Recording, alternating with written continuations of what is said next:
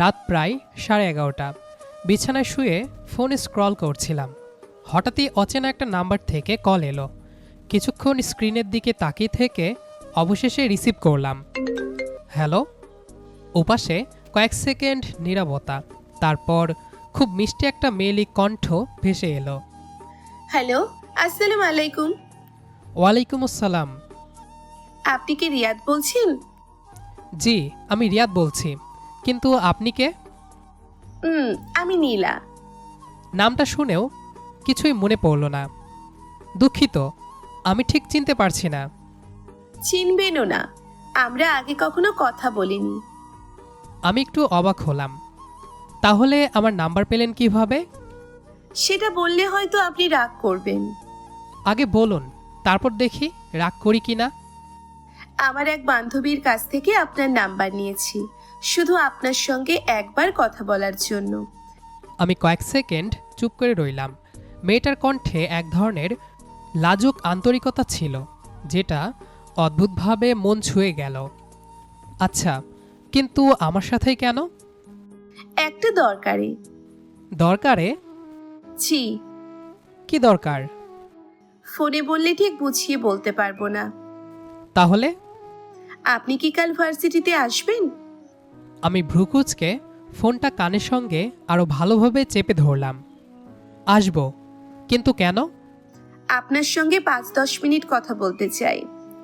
আমরা তো একে অপরকে চিনিই না, হঠাৎ দেখা করার কারণ? কারণটা আছে বলেই তো এত রাতে সাহস করে ফোন করেছি। শুনে তো মনে হচ্ছে খুব সিরিয়াস কিছু। আমার কাছে সিরিয়াসই।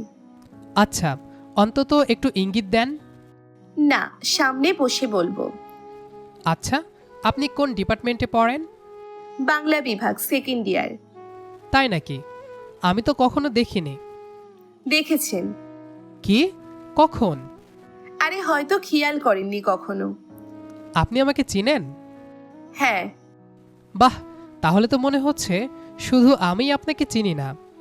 ওপাশ থেকে মৃদু হাসির শব্দ ভেসে এলো। হতে পারে। আচ্ছা, কাল কোথায় দেখা করবেন? লাইব্রেরির পাশের কৃষ্ণচূড়া গাছটার নিচে। কয়টায়? 12টার দিকে। ঠিক আছে, তবে একটা কথা। বলুন। যদি গিয়ে দেখি আপনি আসেননি?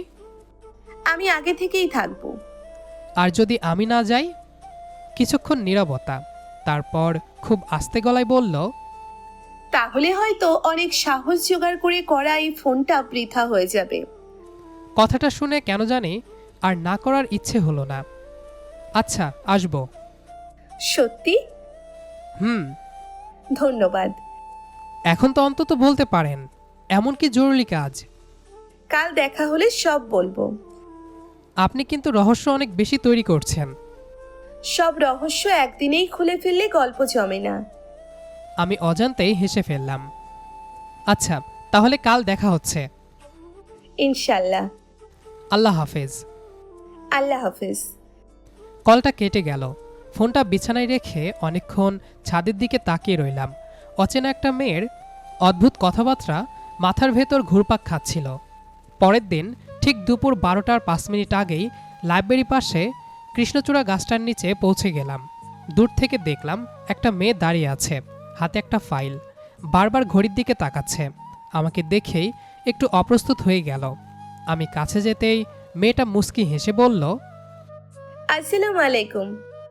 ওয়ালাইকুম আসসালাম। আপনি নীলা? জি। কয়েক সেকেন্ড নীরবতার পর আমি বললাম, আচ্ছা, এখন বলুন, এমন কি জরুরি কাজ যার জন্য এত রাতে ফোন করেছিলেন? নীলা একটা দীর্ঘশ্বাস ফেলল, তারপর ধীরে ধীরে বলতে শুরু করলো। আসলে আমাদের বাসার সামনের একটা পরিবার আছে, খুব সাধারণ মানুষ। পরিবারের একমাত্র মেয়েটা অনেক দিন ধরে অসুস্থ। ডাক্তার বলেছেন দ্রুত চিকিৎসা শুরু করতে হবে, কিন্তু চিকিৎসার জন্য যে পরিমাণ টাকা লাগবে সেটা ওদের পরিবারের পক্ষে জোগাড় করা সম্ভব না। কথাগুলো বলতে বলতে নীলার চোখে মুখে স্পষ্ট অসহায়ত্ব ফুটে উঠল। কয়েকদিন ধরে আমি অনেকের কাছে সাহায্য চেয়েছি, কেউ অল্প দিয়েছে, কেউ শুধু আশ্বাস দিয়েছে, কিন্তু তাতে চিকিৎসার খরচের কাছাকাছিও যাওয়া যাচ্ছে না। আমি শান্ত গলায় বললাম, তারপর? তারপর শুনলাম আপনার ভার্সিটিতে অনেক পরিচিতি আছে। আপনি বিভিন্ন সামাজিক কাজেও অংশ নেন। অনেকেই আপনার কথা বলেছে। আমি একটু অবাক হলাম। আমার কথা? হুম, সবাই বলেছে আপনি চাইলে মানুষকে এক করতে পারেন, ডোনেশন তুলতে পারেন। তাই শেষ ভরসা হিসেবে আপনার কাছেই এসেছি। কথাটা বলে নীলা মাথা নিচু করে ফেলল। যদি আমার কথাটা ভুল মনে হয়ে থাকে তাহলে আমি সত্যিই দুঃখিত। আমি কয়েক মুহূর্ত চুপ করে রইলাম। তার কথাগুলো শুনে বুঝতে পারছিলাম মেয়েটা নিজের জন্য 1 টাকাও চাইতে আসেনি। একটা অসহায় পরিবারের জন্য এতটা সাহস করে একজন সম্পূর্ণ অচেনা মানুষের কাছে এসেছে। আমি হালকা হেসে বললাম, এই জন্যই এত রহস্য করছিলেন? নীলা বিব্রত হয়ে মাথা নেড়ে বলল, ফোনে বললে যদি আপনি গুরুত্ব না দিতেন। আর সামনে বললে দেব? নীলা কিছুটা বিব্রত হয়ে গেল। আমি মুচকি হেসে বললাম, ঠিক আছে, আমি চেষ্টা করছি। নীলা অবাক হয়ে আমার দিকে তাকালো। মানে আপনি সাহায্য করবেন? ইনশাল্লাহ, শুধু আমি না, আমার পুরো ফ্রেন্ড সার্কেলকে বলবো। সবাই মিলে চেষ্টা করলে ভালো একটা পরিমাণ টাকা ওঠানো সম্ভব হবে। কথাটা শুনেই নীলার মুখে স্বস্তির হাসি ফুটে উঠল। সত্যি বলছেন? হুম, তবে সব কিছু ঠিকভাবে করতে হবে। চিকিৎসার কাগজপত্র, রিপোর্ট সব লাগবে, যেন সবাই নিশ্চিন্তে ডোনেট করতে পারে। সব আমার কাছে আছে। বলে সে ফাইলটা আমার হাতে দিল। আমি রিপোর্টগুলো মনোযোগ দিয়ে দেখে আবার তার হাতে ফিরিয়ে দিলাম। ঠিক আছে, আজ আমি বন্ধুদের সঙ্গে কথা বলছি। ঠিক আছে, আপনাকে অসংখ্য ধন্যবাদ। ইটস ওকে, মানুষ হিসেবে এটা আমার কর্তব্য। সেদিন বিকেলেই আমি আমার ফ্রেন্ড সার্কেলের সবাইকে একসাথে করলাম, পুরো বিষয়টা খুলে বললাম। সবাই এক বাক্যে রাজি হলো। এরপর শুরু হলো ডোনেশন সংগ্রহের কাজ। কেউ পোস্টার বানালো, কেউ অনলাইনে ক্যাম্পেইন চালু করলো, কেউ আবার পরিচিতদের সঙ্গে যোগাযোগ করতে লাগলো।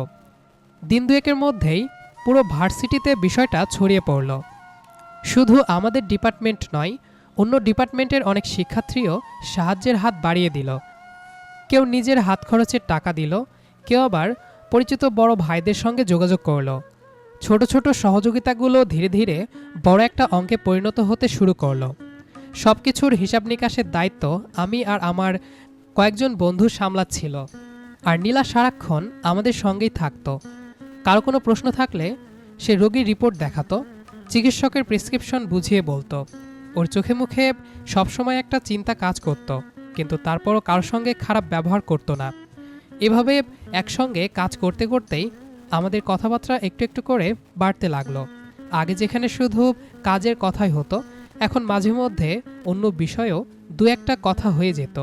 সেই সাথে একে অপরকে তুমি করে বলা শুরু করে। আমি একদিন মুচকি হেসে বললাম, আচ্ছা, তুমি সবসময় এত চুপচাপ থাকো? নীলা একটু হেসে বলল, না তো। আমার সামনে দেখছি কথাই বলতে চাও না। আসলে কি বলবো বুঝতে পারি না। এত রাতে অচেনা একজনকে ফোন করার সাহস ছিল, আর এখন কথা বলতে লজ্জা লাগছে? আমার কথাই নীলা হেসে ফেলল। তখন প্রয়োজন ছিল। আর এখন? নীলা কিছুক্ষণ আমার দিকে তাকিয়ে থেকে দৃষ্টি সরিয়ে নিল।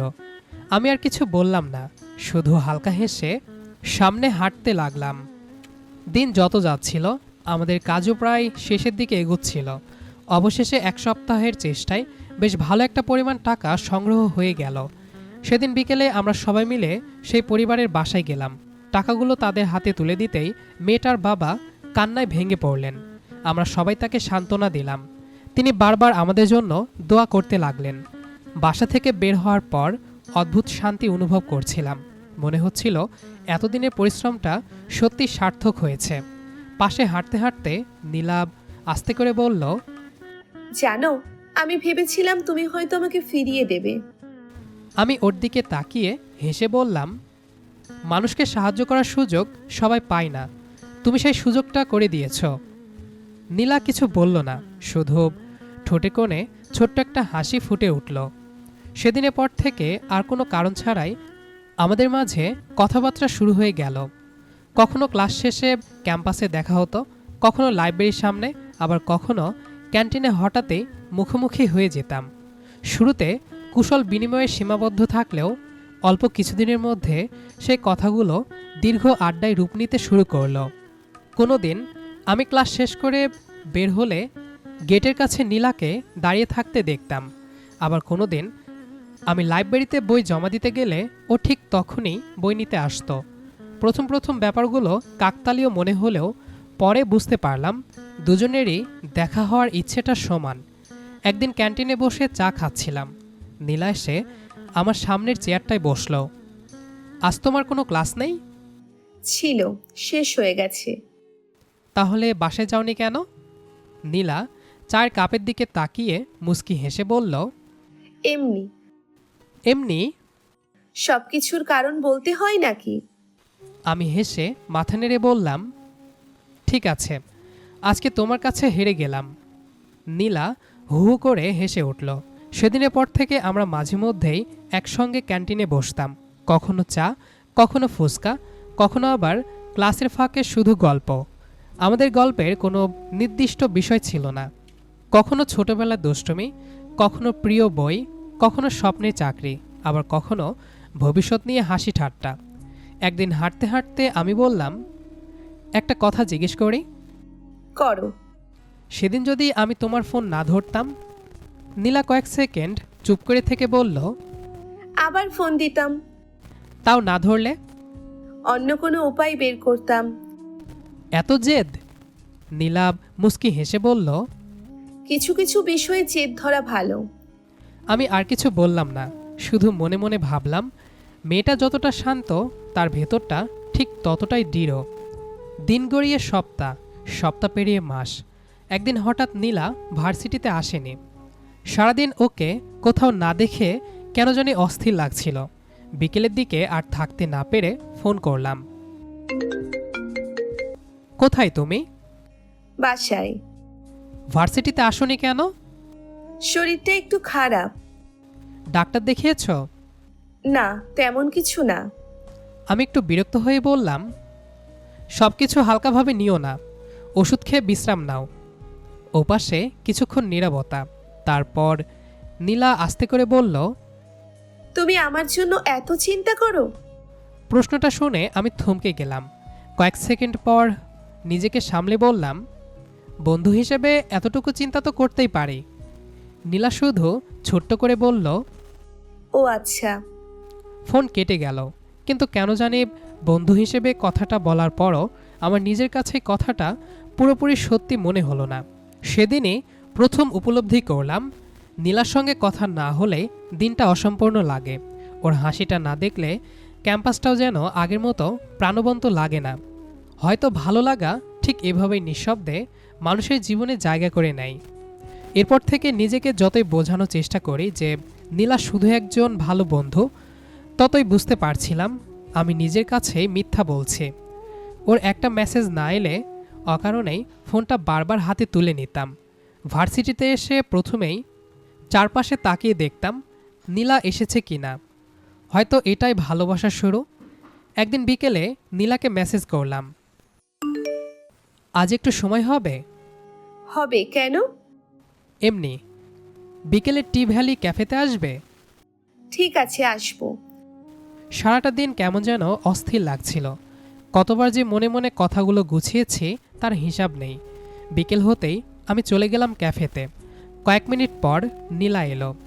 হালকা আকাশি রঙের থ্রি পিস, ওড়না বাতাসে দুলছিল। আমাকে দেখেই আগের মতো সেই পরিচিত হাসিটা দিল। কি ব্যাপার, আজ এত সিরিয়াস দেখাচ্ছে কেন? আমি একটু হেসে বললাম, একটা কথা বলবো? বলো। আমি কিছুক্ষণ চুপ করে রইলাম। বুকের ভেতরটা কেমন যেন কাঁপছিল। জানো, তোমার সঙ্গে পরিচয়টা হয়েছিল একটা অচেনা ফোন কল দিয়ে। তখন ভাবিনি সেই ফোনটাই আমার জীবনের সবচেয়ে সুন্দর ঘটনাগুলোর একটা হয়ে যাবে। নীলা নিশ্চুপ হয়ে আমার দিকে তাকিয়ে রইল। প্রথমে তোমাকে শুধু একজন ভালো মানুষ মনে হয়েছিল, তারপর বন্ধু। কিন্তু কখন যে তোমাকে আমার প্রতিদিনের অভ্যাস বানিয়ে ফেলেছি সেটা বুঝতেই পারিনি। ও কিছু বলল না। আমি ধীরে ধীরে বললাম, এখন তোমাকে একদিন না দেখলে ভালো লাগে না। তোমার সঙ্গে কথা না হলে দিনটা অসম্পূর্ণ মনে হয়। তুমি অসুস্থ হলে আমার অস্থির লাগে। তুমি হাসলে আমার মন ভালো হয়ে যায়। একটু থেমে গভীর শ্বাস নিলাম। নীলা, আমি তোমাকে ভালোবেসে ফেলেছি।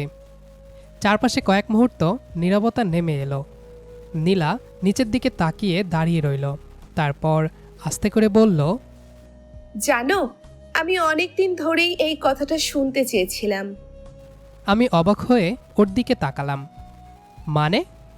নীলা মুস্কি হেসে বলল, যেদিন প্রথম তোমাকে ফোন করেছিলাম সেদিন শুধু ওই অসুস্থ মেয়েটার জন্যেই ফোন করিনি। আমি বিস্মিত হয়ে তাকিয়ে রইলাম। তোমাকে অনেক দিন ধরেই ভালো লাগতো, ক্যাম্পাসে দূর থেকে দেখতাম, কিন্তু কথা বলার কোনো সাহস ছিল না। ওই ঘটনাটা শুধু একটা উপলক্ষ ছিল, তোমার সঙ্গে পরিচিত হওয়ার একটা সুযোগ। আমি হেসে ফেললাম। তাহলে এতদিন আমাকে লুকিয়ে রেখেছিলে? নীলা কিছুটা লজ্জা পেয়ে মাথা নিচু করে নিল। নীলা মাথা নিচু করে থাকলেও তার ঠোঁটের কোণে লুকানো হাসিটা আমি স্পষ্ট দেখতে পাচ্ছিলাম। আমি একটু এগিয়ে গিয়ে ধীরে বললাম, তাহলে এতদিন শুধু আমাকে দেখে চুপচাপ লুকিয়ে থাকতেই ভালো লাগতো? নীলা ধীরে মাথা তুলে আমার দিকে তাকালো, চোখে লাজ, কিন্তু সে লাজের ভেতরেও এক ধরনের শান্ত স্বীকারোক্তি। আমি ভেবেছিলাম তুমি কখনো বুঝবে না। আমি একটু হেসে বললাম, কিন্তু এখন যেহেতু বুঝেছি তাই আর দেরি করতে চাই না। চারপাশে কফি শপের হালকা শব্দ, মানুষের ভিড়, সব কিছু যেন আমাদের থেকে দূরে সরে গেছে। ওই মুহূর্তে শুধু আমরা দুজন। আমি একটু এগিয়ে গিয়ে বললাম, জানো, শুরুটা ছিল একটা অচেনা ফোন কল দিয়ে, আর এখন তুমি আমার জীবনের সবচেয়ে পরিচিত অনুভূতি হয়ে গেছ। নীলা চুপ করে শুনছিল। আমি তার দিকে সরাসরি তাকিয়ে বললাম, আমি আর বন্ধু হয়ে থাকতে চাই না নীলা। নীলা একটু কেঁপে উঠল। আমি ধীরে পরিষ্কার গলায় বললাম, আমি তোমাকে আমার জীবনসঙ্গী হিসেবে চাই, শুধু আজ না, সব দিনের জন্য। তুমি কি আমার এই জীবনটাকে গ্রহণ করবে? কয়েক সেকেন্ড নীরবতা। নীলা চোখ নামিয়ে নিল, তারপর খুব আস্তে বলল, আমি তো অনেক আগে থেকেই রাজি। আমার বুকের ভেতর যেন হালকা হয়ে গেল। আমি আর কিছু না বলে শুধু তার হাতটা ধরে নিলাম, এই প্রথমবার কোনো দ্বিধা ছাড়াই, কোনো দূরত্ব ছাড়াই। সেদিন কৃষ্ণচূড়া গাছের নিচের সেই শুরুটা আজ একটা পূর্ণতার দিকে এগিয়ে গেল। এরপর সব কিছু খুব স্বাভাবিক এগোতে লাগলো। আমি প্রথমে আমার পরিবারের সঙ্গে নীলার কথা বললাম। বাবা মা প্রথমে একটু অবাক হলেও আমার কথার ভেতরে সত্যিটা তারা বুঝতে পারলেন। নীলার সরলতা, তার দায়িত্ববোধ, সব শুনে তারা ধীরে ধীরে রাজি হয়ে গেলেন। নীলার পরিবারকেও বিষয়টা জানানো হলো। শুরুতে একটু দ্বিধা থাকলেও আমাদের দুজনের পরিচয়ের গল্প, একসাথে করা কাজ আর মানুষের জন্য করা সেই চেষ্টা, সব কিছু শুনে তারাও মেনে নিলেন। দুই পরিবারের সম্মতিতে একদিন ছোট করে আংটি বদল হলো। খুব বেশি আড়ম্বর ছিল না, কিন্তু অনুভূতিটা ছিল বিশাল। নীলা সেদিন আমার দিকে তাকিয়ে বলেছিল, অচেনা নাম্বার থেকে শুরু হওয়া গল্পটা এত দূর আসবে ভাবিনি। সময়ের সাথে সাথে সেই সম্পর্কটা শুধু ভালোবাসায় থেমে থাকেনি, দায়িত্ব আর বিশ্বাসে আরও গভীর হয়েছে। পরিবারের দোয়া, বন্ধুদের ভালোবাসা আর আমাদের ছোট ছোট স্বপ্নগুলো মিলেই অবশেষে আমাদের বিয়ের দিন ঘনিয়ে এলো। বিয়ের দিনটা যেন আমাদের গল্পের সবচেয়ে উজ্জ্বল অধ্যায় হয়ে এলো। চারপাশে ফুলের সাজ, হালকা আলো আর মানুষের হাসি মুখ, সব কিছুর মাঝেও আমার চোখ শুধু খুঁজছিল নীলাকে। সাদা লাল শাড়িতে তাকে যখন প্রথম দেখলাম, মনে হলো সময়টা একটু থমকে গেছে। যে মেয়েটা একদিন অচেনা নাম্বার থেকে কল দিয়েছিল, আজ সে আমার জীবনের সবচেয়ে আপন মানুষ। নীলাভ ধীরে ধীরে এগিয়ে এলো, চোখ নামানো, ঠোঁটে লাজুক হাসি। আমি একটু নিচু স্বরে বললাম, আজকে তো আর লুকানোর জায়গা নেই, তাই না? নীলা মাথা না তুলে খুব আস্তে বলল, এখন তো লুকাতে চাইও না। তার এই কথাটাই বুকের ভেতর কেমন একটা শান্ত ঢেউ উঠে গেল। বিয়ে সম্পন্ন হলো খুব সাধারণভাবে, কিন্তু অনুভূতিটা ছিল অসাধারণ। দুই পরিবারের দোয়া, কাছের মানুষদের উপস্থিতি আর আমাদের দুজনের ভেতরের নীরব প্রতিশ্রুতি, সব কিছু মিলে দিনটা যেন পূর্ণতা পেল। সন্ধ্যা গড়িয়ে যখন সবাই ধীরে ধীরে বিদায় নিতে লাগলো, তখন আমি আর নীলা একসাথে দাঁড়িয়েছিলাম। নতুন জীবনের দোরগোড়ায়, একটু অচেনা অনুভূতি, আবার খুব চেনা ভালোবাসা। গাড়িতে করে যখন আমরা বাড়ির দিকে ফিরছিলাম, নীলা জানালার বাইরে তাকিয়েছিল। আমি চুপচাপ তাকে দেখছিলাম। এখন কেমন লাগছে? নীলা একটু সময় নিয়ে বলল, মনে হচ্ছে আমি ঠিক জায়গাতেই এসে পৌঁছেছি। তার এই সহজ কথাটার ভেতর এত গভীরতা ছিল যে আমি আর কিছু বলতে পারলাম না। রাত যখন গভীর হলো, আমাদের নতুন ঘরে সবকিছু খুব শান্ত, হালকা আলো, ফুলের সুবাস আর অদ্ভুত এক নীরব উত্তেজনা। আমি ধীরে তার দিকে এগিয়ে গেলাম। দেখলাম সে কিছুটা নার্ভাস। আমি মৃদুস্বরে বললাম, কি ভয় লাগছে? নীলা চোখ তুলে আমার দিকে তাকালো, তারপর হালকা হাসি দিয়ে বলল, ভয় না, শুধু অদ্ভুত লাগছে। এতদিন যাকে দূর থেকে চিনতাম, এখন সে একদম কাছের। দূর থেকে শুরু হলেও এখন তার কোনো দূরত্ব নেই। এই কথার পর সে আর কিছু বলল না, শুধু মাথাটা একটু নিচু করল। আমি ধীরে ধীরে বললাম, জানো, সে প্রথম ফোন কলের রাতটা যদি না হতো, তাহলে হয়তো আজকের এই মুহূর্তটা কখনো আসতো না। নীলা আস্তে করে বলল, ওই কলটা শুধু একটা কল ছিল না, ওটা ছিল শুরু। আর আজ? আজ সেটা পূর্ণতা। নীলা কথাটা শেষ করতেই আমি ধীরে ধীরে ওর কাছে গেলাম। পুরো রাতের নীরবতা যেন আমাদের চারপাশে গলে পড়ল। জানালার পর্দা বাতাসে একটু দুলছিল, কিন্তু সেই দুলনির ভেতরেও এখন আর বাইরের পৃথিবীর কোনো অস্তিত্ব ছিল না। আমি আর কিছু না ভেবে তাকে কাছে টেনে নিলাম, খুব যত্ন করে, যেন এই মুহূর্তটা ভেঙে না যায়, যেন সে হারিয়ে না যায় কোথাও। তার নিঃশ্বাস আমার খুব কাছে, চোখে সেই চেনা লাজ, কিন্তু এবার আর পিছু হটেনি। একটা নরম নিঃশ্বাসের ভেতরে সব দ্বিধা মিলিয়ে গেল। তার হাতটা ধীরে আমার হাতে এসে থামল। এই স্পর্শে যেন হাজারটা না বলা অনুভূতি একসাথে জেগে উঠল। অচেনা নাম্বারের সেই রাত, প্রথম দেখা, ধীরে গড়ে ওঠা বিশ্বাস, আর সব অপেক্ষা। তার কপালে আমার ঠোঁট ছুঁয়ে গেল, নরম, থেমে থাকা এক অনুভূতি। তারপর আর কিছু আলাদা করে বলা হয়নি, শুধু কাছে থাকা, নিঃশ্বাসের উষ্ণতা, আর একে অপরের ভেতরে হারিয়ে যাওয়ার মতো শান্ত একটা রাত। আমি ধীরে ধীরে তাকে আমার করে নিতে লাগলাম, আর নীলাও এতে সাড়া দিতে লাগলো। বাইরে রাত যখন গভীর হচ্ছিল, ভেতরে পৃথিবী ততটাই আপন হয়ে উঠছিল। আর সেই অচেনা কল থেকে শুরু হওয়া গল্পটা এবার সত্যিকারের ঘরে ফিরে। প্রিয় শ্রোতা, এভাবেই শেষ হলো আমাদের আজকের গল্প, অচেনা কল থেকে পূর্ণতা। কিছু গল্প আসলেই অদ্ভুত হয়, তাই না? একটা ভুল নাম্বার বা একটা সাধারণ ফোন কলও যে মানুষের জীবনকে এভাবে বদলে দিতে পারে, তা হয়তো আমরা অনেকেই কল্পনাও করতে পারি না। আসলে ভালোবাসা বোধ হয় এভাবেই আসে, নিঃশব্দে, অলক্ষ্যে, আর তারপর পুরো জীবনটাকে জড়িয়ে নেয় এক অদ্ভুত মায়ায়। গল্পটি আপনাদের কেমন লাগলো তা অবশ্যই জানাতে ভুলবেন না। নীলার সেই জেদ আর আমাদের এই সুন্দর পরিণতিকে আপনাদের মন ছুঁতে পেরেছে? আপনাদের মূল্যবান মতামত নিচে কমেন্ট করে অবশ্যই জানাবেন। আপনাদের প্রতিটা মন্তব্য আমাকে নতুন কিছু করার অনুপ্রেরণা দেয়।